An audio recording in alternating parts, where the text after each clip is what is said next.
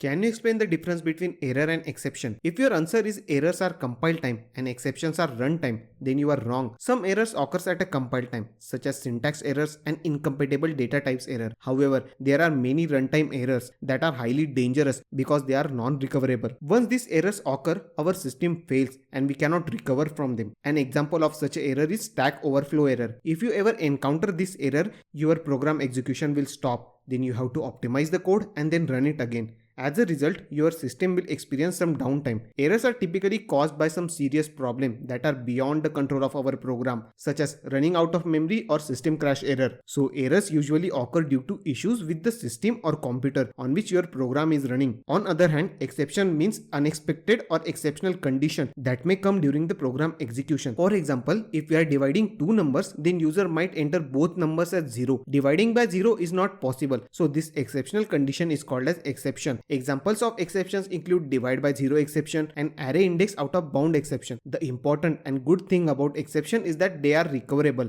and we can handle them within our program. In Java, we use try, catch and finally blocks to handle the exception. The code that might generate exception is written within the try block. If an exception is detected, then Java throws it from the try block and we have to catch it in the catch block and handle that exception. The syntax of a catch block is similar to the function that expects the parameter, which is the type of exception. For example, if an exception is related to arithmetic operation like divide by 0, then we have to pass the object of arithmetic exception class. If we are not sure which exception our program may cause, then we can use general exception class that can handle any type of exception. In catch block, we can implement our logic to handle exception, such as printing error messages. In our case, we can display error message division by 0 is not allowed. Next comes finally block. Finally block definitely gets executed whether exception occurs or not in the program. It is useful for writing a code that must get executed, such as closing connections or file. Now let's understand the flow of program. The code that may cause an exception is written within the try block.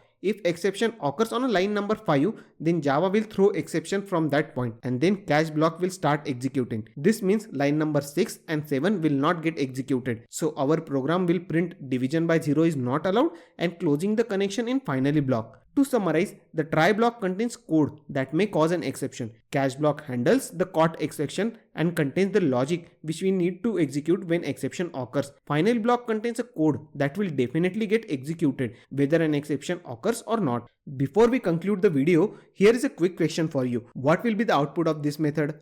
Take a moment to think about it and share your answer in comment section. If your answer is code or verse, then you are wrong. This function will return CodeVerse because finally block overrides all the return statement in try and catch block. That's it for today's video. If you enjoyed this video, then subscribe to my channel. Thank you for watching.